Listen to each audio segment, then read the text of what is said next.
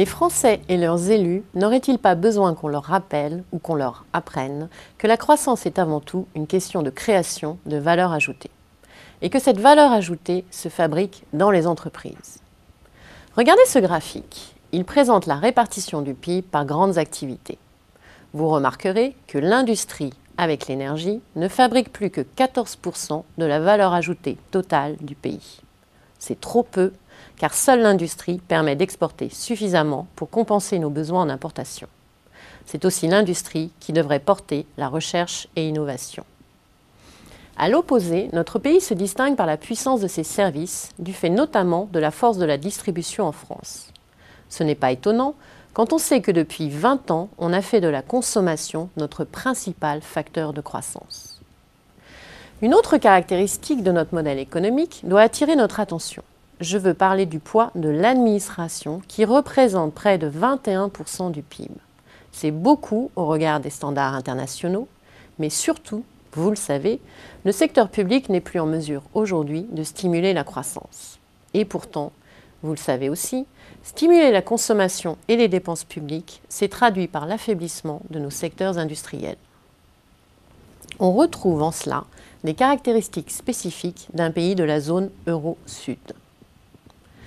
Notre problème stratégique, aujourd'hui, c'est que le retour de la croissance ne pourra venir que des entreprises. Il faut donc regarder de très très près comment les chefs d'entreprise anticipent leur propre activité. Cette information nous est donnée par l'état général du climat des affaires en France. Et comme vous pouvez le voir, il n'est pas bon, mais pas bon du tout.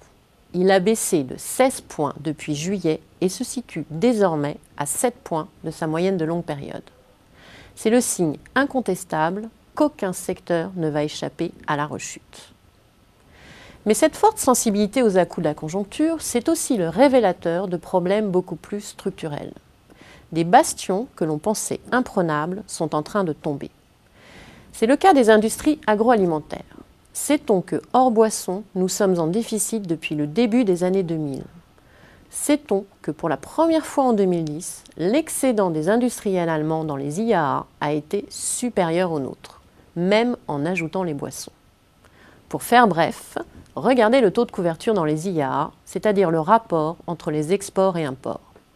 Nous cédons du terrain et notre excédent est en train de s'évanouir.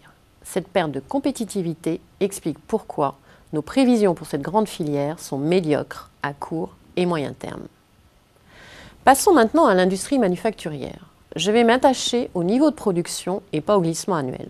Cela évitera de se laisser piéger par le va-et-vient des pourcentages trompeurs. Bien sûr, après une récession, il y a toujours des petits rebonds. Mais la réalité, lorsque l'on regarde les niveaux, c'est bien celle de notre désindustrialisation massive et accélérée. Ce qu'il faut regarder surtout, c'est le niveau de production qui s'est volatilisé, ces 17% de croissance évanouie que vous voyez sur le graphique. Cette disparition, ce sont des ateliers ou des entreprises en moins, c'est moins d'investissements, moins d'emplois, des savoir-faire perdus, moins de salaires et de pouvoir d'achat. Bref, notre croissance potentielle est sérieusement entamée et nos prévisions ne peuvent qu'en tenir compte. À court terme, c'est finalement dans la construction que les perspectives sont moins dégradées. Alors certes, les travaux publics vont souffrir de problèmes de financement. Avec la crise, les rentrées fiscales des collectivités locales seront faibles et leurs dépenses sociales en hausse. C'est l'effet ciseau bien connu en période de basse conjoncture. Cela laissera peu de place aux investissements. Pour la partie bâtiment, la TVA sur les travaux d'entretien restera réduite, mais moins attractive. Pour la construction neuve, en revanche, c'est l'effet Périssol. Je m'explique. L'annonce de la fin d'une mesure fiscalement attrayante pour les investisseurs donne aux promoteurs un argument massu pour précipiter les ventes. Le contre-coup est, comme vous pouvez le voir, bien souvent encore plus violent. La programmation de la fin du CELI en décembre 2012 va donc booster la croissance neuve tout au long de l'année. Le soufflet retombera mécaniquement en 2013. Du côté des services aux entreprises, la situation se complique sérieusement.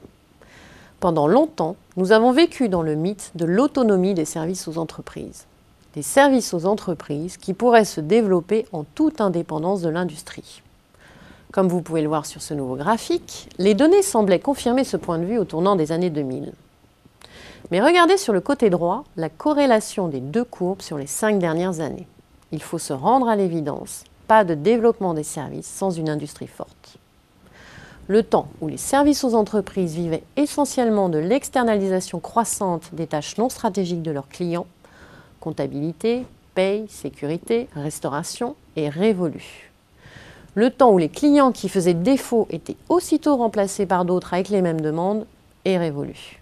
Le temps où les aléas de la conjoncture étaient gommés est révolu. Aujourd'hui, la faiblesse de l'activité dans l'industrie ou dans toute autre branche d'activité se transmet instantanément aux fournisseurs de services. À cela s'ajoutent maintenant des délocalisations partielles comme dans les services informatiques. Nos perspectives d'activité ne peuvent qu'intégrer ces transformations majeures. Un mot enfin sur le B2C, c'est-à-dire les activités destinées aux ménages. Le pouvoir d'achat est attaqué de tous les côtés et de façon durable. Entre les salaires qui ne progressent pas ou peu, le retour de l'inflation, le tour de vis fiscal en cours et à venir, l'état de délabrement avancé du marché du travail, on se dirige droit vers une panne générale et durable de la consommation au cours des prochaines années. Le coût sera d'autant plus rude pour l'hôtellerie-restauration, les services aux ménages et la distribution, que le poids des dépenses préengagées ou contraintes ne cesse de s'alourdir et que l'espace des dépenses arbitrables ne cesse, lui, de se réduire. Résumons-nous, les activités en prise directe avec le consommateur vont souffrir des pertes de pouvoir d'achat des ménages, l'industrie ne parvient pas à redresser la tête et freine les activités des services aux entreprises, le BTP est, lui, seulement en sursis. À Xerfi, nous aimons bien faire notre prévision du PIB en partant du bas, c'est-à-dire de la valeur ajoutée produite par les entreprises et des secteurs. Avec cette méthode, nous arrivons au mieux, avec beaucoup d'optimisme, à 0,3% en 2012.